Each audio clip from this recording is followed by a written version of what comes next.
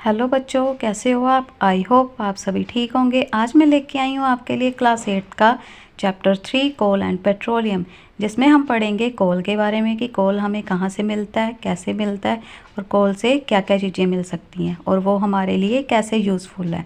अपनी next video में हम पेट्रोलियम के बारे में पढ़ेंगे कि पेट्रोलियम कैसे हमें मिलता है और उससे क्या क्या चीज़ें मिलती हैं।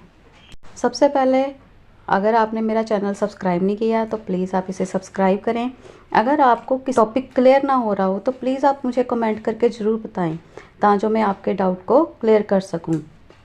आइए चलिए आगे बढ़ते हैं, स्टार्ट करते हैं अपने चैप्टर को। We use various materials for our basic needs. हम अपनी बेसिक नीड्स के लिए कई मटीरियल यूज़ करते हैं, जिनमें से कुछ हमें नेचर में मिलते हैं और कुछ ह्यूमन एफर्ट से बनते हैं।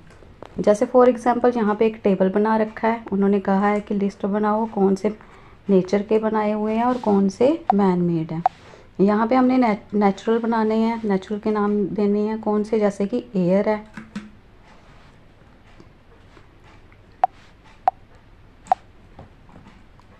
Air, soil, water. Man made कौन कौन से होते हैं, जैसे रोड्स हैं, है ना, रोड क्या है, मैन मेड है। चेयर, टेबल, कितनी चीज़ें मैन मेड है ना, जो हमारे लिए यूज़फुल है। Does this list include air, water, soil and minerals. क्या इस लिस्ट में हमने एयर, वाटर और सॉइल के बारे में बात करी है? हाँ, हमने करी है। ये सारे हमें कहाँ से मिलते हैं? All these are obtained from nature. ये हमें नेचर से मिलते हैं। नेचर मीन्स हमें कुदरत से मिले हुए हैं।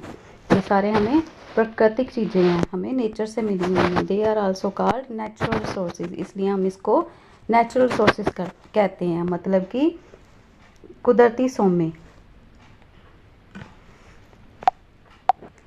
They are called natural resources because they are obtained from nature. बुजो कह रहा है can we use all natural resources forever. क्या ये जो नेचुरल रिसोर्सेज है हम इनको फॉर एवर मतलब हमेशा के लिए यूज़ कर सकते हैं? Can air, water, soil be exhausted by human activities. जो एयर, वाटर और सॉइल है ह्यूमन एक्टिविटीज से कभी भी ख़त्म नहीं होंगे, एग्जॉस्ट नहीं होंगे। ये बातें हम पढ़ेंगे। Is water a limitless resources. इसमें हमने क्लास 7 में पढ़ा भी था वाटर के बारे में कि वाटर क्या है, एक लिमिटलेस रिसोर्सेज है। मतलब कि जो वाटर रहता है, कहते हैं ना कि पानी को जितना चाहिए उतना यूज़ करो, क्योंकि पानी को अगर हम वेस्ट करेंगे तो वो ख़त्म हो जाएगा। वो इसलिए कहते हैं क्योंकि जो यूजेबल वाटर है, जो फ्रेश वाटर है, वो हमें कम अमाउंट में मिलता है। वैसे तो बहुत वाटर है, जैसे सी में वाटर रहता है, सॉल्टी वाटर रहता है, क्या हम उसको यूज़ कर सकते हैं? नहीं कर सकते। इसीलिए हमको वाटर जो रहता है वो एक लिमिटलेस रिसोर्स है। In the light of the availability of various resources in nature, natural resources can be broadly classified into two kinds. ये जो हमें नेचर से रिसोर्सेज मिलते हैं इनको टू काइंड्स में क्लासीफाई किया गया है। वो टू काइंड्स कौन कौन सी है? इनएग्जॉस्टिबल और एग्जॉस्टिबल। इनएग्जॉस्टिबल नेचुरल रिसोर्सेज कौन से होते हैं? These resources are present in unlimited quantity in nature.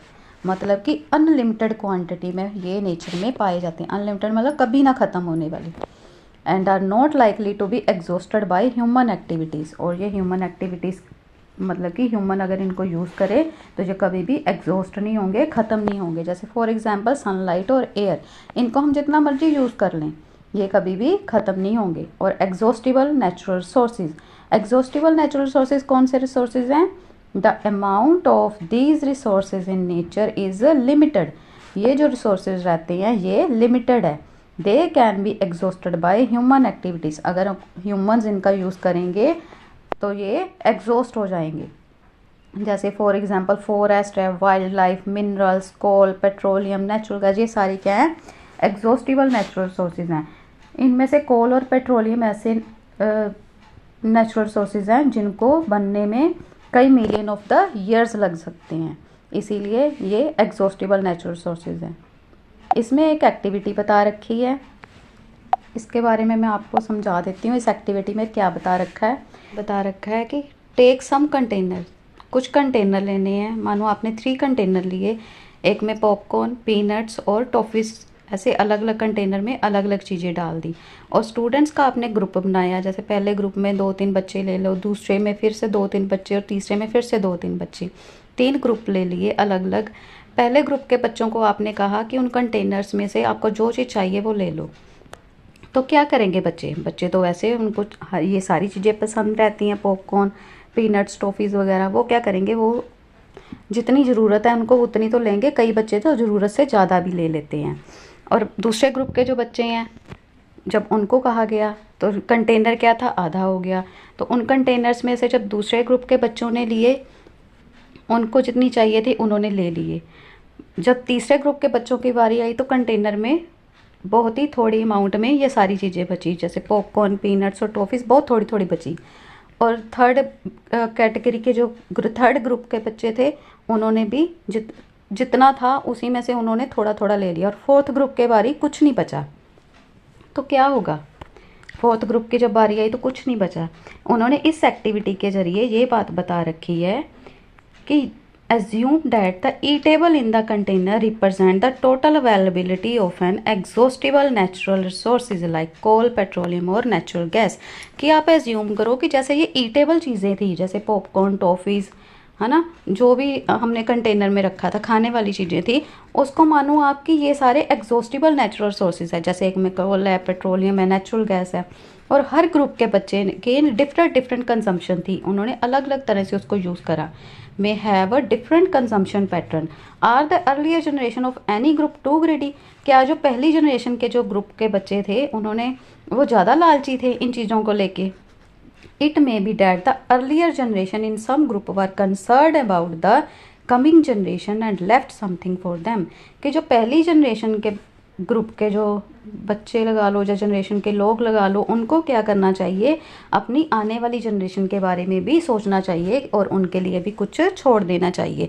जैसे पहले ग्रुप के बच्चों ने क्या करा, उन्होंने चीज़ें अपने हिसाब से ले ली, ज़रूरत से ज़्यादा ले ली।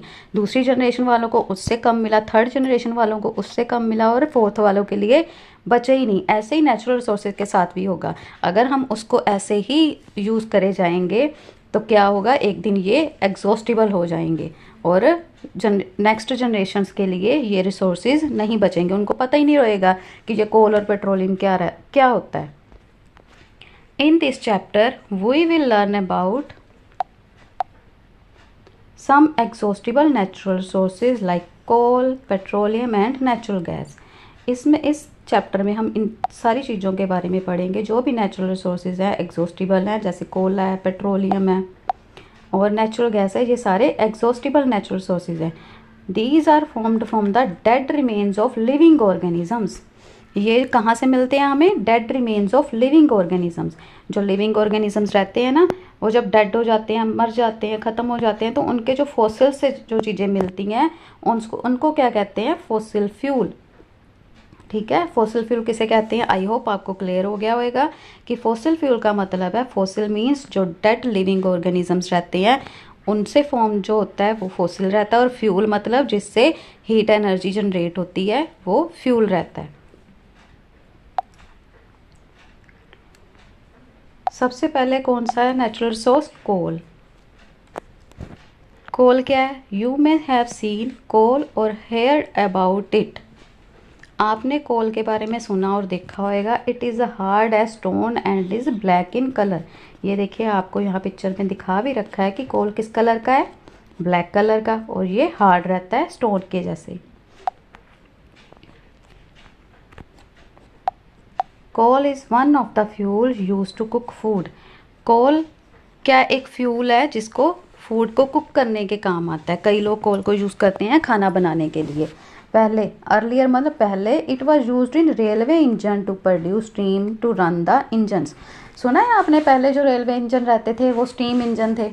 स्टीम कैसे बनती थी, कोल से हीट जनरेट होती थी और स्टीम बनती थी, जिसके कारण रेलवे इंजन चलते थे। रेलवे ट्रेन को चलाने के लिए सबसे पहले थर्मल इंजन यूज़ किए जाते थे, स्टीम इंजन यूज़ किए जाते थे।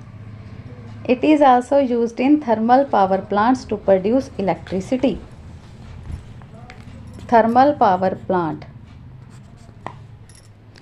To produce electricity. इसके अलावा ये थर्मल पावर प्लांट में भी यूज़ किए जाते हैं। थर्मल पावर प्लांट में किस लिए यूज़ किए जाते हैं? To produce the electricity. यहाँ पे भी थर्मल पावर प्लांट में हीट एनर्जी जनरेट की जाती है, फिर उसको इलेक्ट्रिकल एनर्जी में कन्वर्ट किया जाता है, जिससे इलेक्ट्रिसिटी प्रोड्यूस होती है। Coal is also used as fuel in various industries. Coal को फ्यूल के तौर पे यूज़ किया जाता है कई इंडस्ट्रीज़ में। व्हेन आगे story of coal. Story of coal क्या है कि हमें कोल कैसे मिला। Where do we get coal from and how is it form. Coal कैसे मिला और कैसे बना, आइए चलिए पढ़ते हैं। About 300 million years ago the earth had dense forest in long lying wetland area. Due to natural process like flooding, these forest got buried under the soil. About 300 million years ago मतलब 300 million years के पहले की बात है। अर्थ पे dense forest मतलब घने जंगल जिनके आसपास पानी रहता है, पानी के एरिया में जो जंगल रहते हैं, क्या हुआ उनके साथ? नेचुरल प्रोसेस, जैसे कोई भी फ्लडिंग होगी जो है ना, फ्लड आ जाते हैं, बाढ़ आ जाती है कहीं पे, तो ये जो जंगल है कहाँ दब गए? मिट्टी के नीचे दब गए। As more soil deposit over them they were compressed. और उसके ऊपर और से मिट्टी जमा हो गई और उससे क्या हो गया? कंप्रेस्ड हो गया, मतलब कि वो दब गए। जो जंगल थे, जो लकड़ी थी, जो प्लांट थे, वो क्या हो गए? और ज़्यादा दब गए। The temperature also rose as they sank deeper and deeper. जैसे जैसे मिट्टी और ज़्यादा ऊपर ऊपर जमा होती गई तो उन पर जो प्रेशर था वो बढ़ता गया और टेम्परेचर था वो बढ़ता गया। Under high pressure and high temperature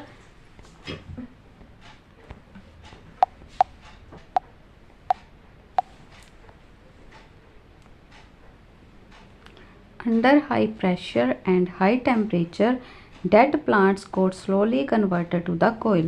जो प्रेशर बढ़ गया, टेम्परेचर बढ़ गया, तो क्या हुआ? जो डेड प्लांट्स थे वो धीरे धीरे से कोल में कन्वर्ट होने शुरू हो गए। हमने पढ़ा था ना माइक्रो ऑर्गेनिजम्स में जो प्लांट्स रहते हैं, जो डेड हो जाते हैं प्लांट्स और एनिमल्स, उन पे जो माइक्रो ऑर्गेनिजम्स रहते हैं वो इसको डिकम्पोज कर देते हैं। ये भी डिकम्पोजिशन के प्रोसेस से ही जो डेड प्लांट्स थे धीरे धीरे किस में कन्वर्ट हो गए? कोल में। As coal contain mainly carbon. Coal में सबसे ज़्यादा क्या रहता है? कार्बन रहता है। Slow process of conversion of dead vegetation into coal is called carbonisation. जो स्लो प्रोसेस रहता है, कितने साल, कितने मिलियन ऑफ ईयर लगते हैं कोल को बनने में, तो इसमें क्या होता है? स्लो प्रोसेस ही हुआ ना ये, slow process of conversion of dead vegetation. बच्चा वेजिटेशन का मतलब क्या है? वेजिटेशन मीन्स जो प्लांट्स की बात कर रहे हैं ना, उनको वेजिटेशन का है। Dead vegetation into coal is called carbonisation. जो डेड प्लांट्स थे उनको कोल में बनने के लिए जो भी प्रोसेस लगा उसको बोलते हैं carbonisation. Since it was formed from the remains of vegetation, coal is also used और also called a fossil fuel. और ये जो बना है रिमेन्स ऑफ वेजिटेशन से बना है, इसलिए क्या बना है? Coal. Coal is also called fossil fuel. इसको क्या कहते हैं? फॉसिल फ्यूल कहते हैं। ये देखो यहाँ पे मैं आपको प्रोसेस दिखा रही हूँ कि कोल कैसे बनता है। जैसे यहाँ पे देखो आप, ये जो प्लांट्स हैं, जब फ्लड आया तो क्या हुआ? ये प्लांट सारे उखड़ के क्या हुआ? ये नीचे दब गए। तो ये कई सालों तक, मिलियन ऑफ द ईयर दबे रहे, तो क्या बन गया? ये पिट बन गई। फिर जैसे जैसे टाइम बीता, मिलियन ऑफ ईयर्स, जैसे जैसे टाइम पास हो रहा है तो क्या बढ़ रहा है? हीट बढ़ रही है और प्रेशर बढ़ रहा है। तो ये पिट क्या है? ये किस में कन्वर्ट हो गया? लिग्नाइट में। लिग्नाइट किस में कन्वर्ट हो गया? कोल में। इस प्रोसेस को कितने टाइम लगा? अबाउट 300 मिलियन ईयर्स लगे इस प्रोसेस को, कोल को बनने के लिए। A coal mine is shown in figure. यहाँ पे कोल माइन दिखा रखी है आपको फिगर में।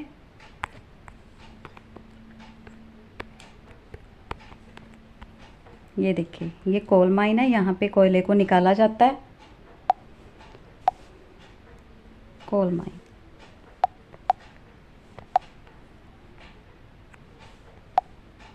क्या करते हैं? जब इसको निकालते हैं कोयले को, इसको हीट किया जाता है। When heated in air coal burn. तो क्या करता है? कोयला जब बर्न मतलब जलता है तो क्या करता है? प्रोड्यूस करता है कार्बन डाइऑक्साइड गैस को। Coal is processed in industry to get some useful product. और कोल से हमें कई यूजफुल प्रोडक्ट्स मिलते हैं, जैसे कोक, कोल तार और कोल गैस। ये कौन से प्रोसेस से मिलते हैं? आइए अभी मैं आपको पिक्चर में दिखाती हूँ। ये देखिए, सबसे पहले क्या, यहाँ पे हमने क्या करा? पाउडर कोल लिया, उसको हीट दे रहे हैं, है ना। जब गर्म कर रहे हैं तो इसको एक एयर टाइट कंटेनर में रखा गया, इसमें कोई भी एयर नहीं जा रही, सिर्फ एक इसमें एक डिलीवरी ट्यूब लगा रखी है और बाकी का इसको बंद कर रखा है। इससे क्या हो रहा है, ये पाउडर्ड कोल है, इसको जब हम हीट करेंगे तो इस कोल में से क्या निकलेगा, मॉइस्चर निकलेगा। वो क्या होगा, वेपोरेट होके इस डिलीवरी ट्यूब के ज़रिए यहाँ पे इस कंटेनर में आ जाएगा। और ये ब्लैक कलर का जो कलर का एक मटेरियल आपको नीचे टेस्ट ट्यूब के दिख रहा होगा, ये क्या है, कोल तार है। और ये जो जब इसमें ऐड हो गया तो ये पानी किस में चेंज हो गया, अमोनिकल लिक्विड में।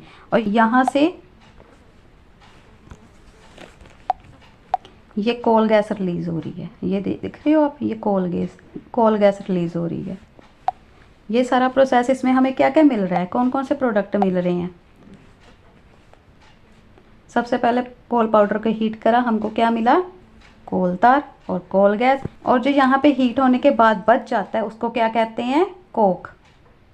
आई होप आपको ये सारा समझ में आ गया होगा कि हमें ये सारे इसका क्या प्रोसेस है और हमें कोक, कोल तार और कोल गैस कैसे मिलती है कोल से। आइए अब आगे बढ़ते हैं। अभी हमने उस पिक्चर में क्या देखा कि कोल से हम कैसे कोक, कोल तार और कोल गैस प्रोड्यूस कर सकते हैं। सबसे पहले हम बात करेंगे कोक की। कोक को सुनते ही आपके माइंड में आता होगा कि कोक ये कोका कोला वाली कोक है। नहीं बेटा, ये कोला वाली कोक नहीं है। ये कोक हमें कोल से मिलती है और उसके अलग यूजेस होते हैं। It is tough, porous and black substances. ये टफ, पोरस मीन्स जो भी स्टोन लाइक स्ट्रक्चर रहती है उसमें ऐसे पोरस मतलब कि छेद रहते हैं। और ये ब्लैक कलर का रहता है। It is almost pure form of carbon. Almost ये प्योर फॉर्म ऑफ कार्बन की ये प्योर फॉर्म रहती है। कोक किस लिए यूज़ होती है, manufacturing of steel and in the extraction of many metals. Metals को एक्सट्रैक्ट करने में, है ना, अर्थ में कई तरह की मेटल्स पाई जाती हैं और उनको फिर प्योरीफाई किया जाता है, एक्सट्रैक्ट किया जाता है। उस प्रोसेस में कोक का यूज़ किया जाता है। और मैन्युफैक्चरिंग ऑफ स्टील को बनाने के लिए भी कोक को यूज़ किया जाता है। आपको मैं दिखाती हूँ कोक और कोल में क्या डिफरेंस है। अभी मैं आपको पिक्चर दिखाने जा रही हूँ।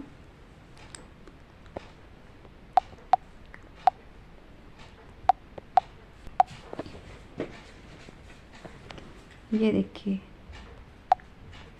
यहाँ पे आपको कोल और कोक में डिफरेंस समझ में आ रहा होगा। कोल को जो है हमें कोल से मिलता है। ये देखो, जैसे कि अभी मैंने आपको सारा डिस्क्राइब करा कि हमें कैसे कोल से कोक, कोल तार और कोल गैस मिलती है। कोक क्या है, सॉलिड फॉर्म में रहता है और कोल तार लिक्विड फॉर्म में मिलती है। कोल गैस क्या है, गैस के रूप में मिलती है। इसमें से कोक क्या कैसे यूज़ होती है, use to make iron and other metals को बनाने के लिए कोक को यूज़ किया जाता है। और ये कोक में उन्होंने बता रखा था जैसे पोरस, यहाँ पे ना होल्स रहते हैं। सॉलिड सब्सटेंस रहता है, ब्लैक रहता है और इसमें होल्स रहते हैं। जिसके कारण क्यों रहते हैं, क्योंकि इसमें से जो वाटर रहता है वो इवेपोरेट हो जाता है और सॉलिड सब्सटेंस बच जाता है, कार्बन। कोक क्या, it is tough, porous and black substance. ये टफ, पोरस और ब्लैक सब्सटेंस रहता है। अभी मैंने आपको पिक्चर में दिखाया था ना, ये ब्लैक कलर का रहता है। टफ मतलब हार्ड रहता है, पोरस मतलब इसमें ब्रीक ब्रीक होल्स रहते हैं। It is an almost pure form of the carbon की प्योरेस्ट फॉर्म है। और किस किस के काम आता है, मैन्युफैक्चरिंग ऑफ स्टील बनाने के काम आता है और कई मेटल्स की एक्सट्रैक्शन में काम आता है। अब हम पढ़ेंगे कोल तार के बारे में। कोल तार क्या है, इसके बारे में मैंने आपको पिक्चर में बताया था। कोल तार क्या है, ये एक ब्लैक कलर का लिक्विड होता है। It is a black thick liquid with N unpleasant smell. एक ब्लैक कलर का थिक लिक्विड रहता है जिसकी अनप्लेजेंट स्मेल रहती है, मतलब कि गंदी स्मेल रहती है। It is a mixture of about 200 substances. ये 200 सब्सटेंसेस का मिक्सचर रहता है। Product obtained from coal tar, जो भी कोल तार से हमें प्रोडक्ट मिलते हैं किस लिए काम आते हैं, used as a starting material for manufacturing various substance. ये कोई जो सब्सटेंसेस रहते हैं उनकी मैन्युफैक्चरिंग के लिए काम आता है। Coal tar are used as starting material for manufacturing various substance used in everyday life and in industries.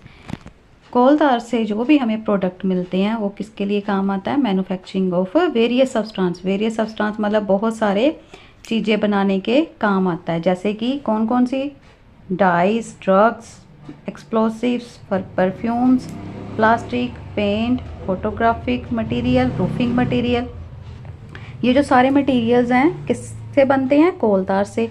इसके अलावा interestingly naphthalene balls use to repel moths and other insects are so obtained from coal tar. जो नेपथलीन balls हम use करते हैं, नेपथलीन balls पता है आपको? छोटी छोटी सी वाइट कलर की बॉल्स रहती हैं, आपने देखा होगा, बाथरूम वगैरह में भी फेंकते हैं कीड़े मकोड़ों को दूर भगाने के लिए।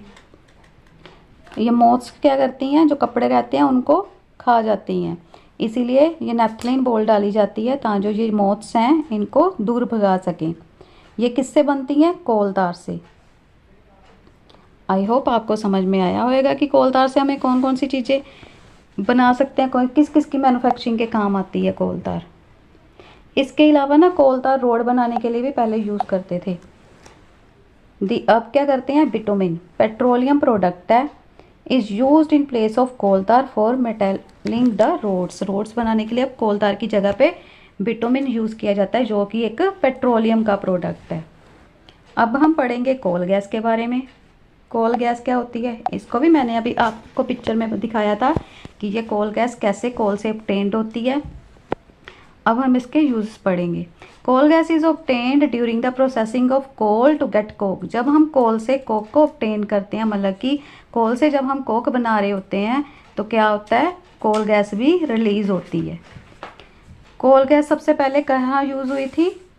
लंदन में 1810 में for street lighting. Street lighting मतलब जो स्ट्रीट पे लाइट्स चलती हैं ना, उनके लिए ये लंदन में सबसे पहले यूज़ हुई थी। इन न्यूयॉर्क अराउंड 1820, उसके बाद ये न्यूयॉर्क में यूज़ हुआ। Now a day it is used as a source of heat rather than light. अब ये लाइट से ज़्यादा हीट का सोर्स बन गया है, मतलब कि इसको हीट जनरेट करने के लिए कोल गैस को यूज़ किया जाता है। इसके अलावा कोल गैस का क्या यूज़ है? It is used as a fuel in many industries situated near the coal processing plants. Coal gas को कई इंडस्ट्रीज में भी यूज़ किया जाता है।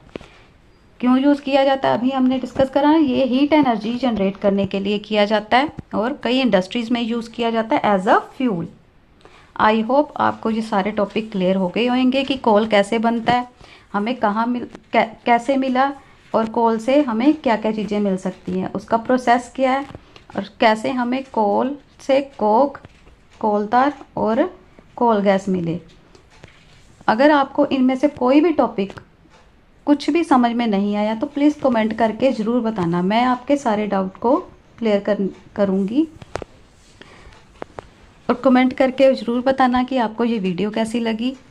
आई होप आपको ये वीडियो पसंद आई होएगी। Please like, share and subscribe. Thank you.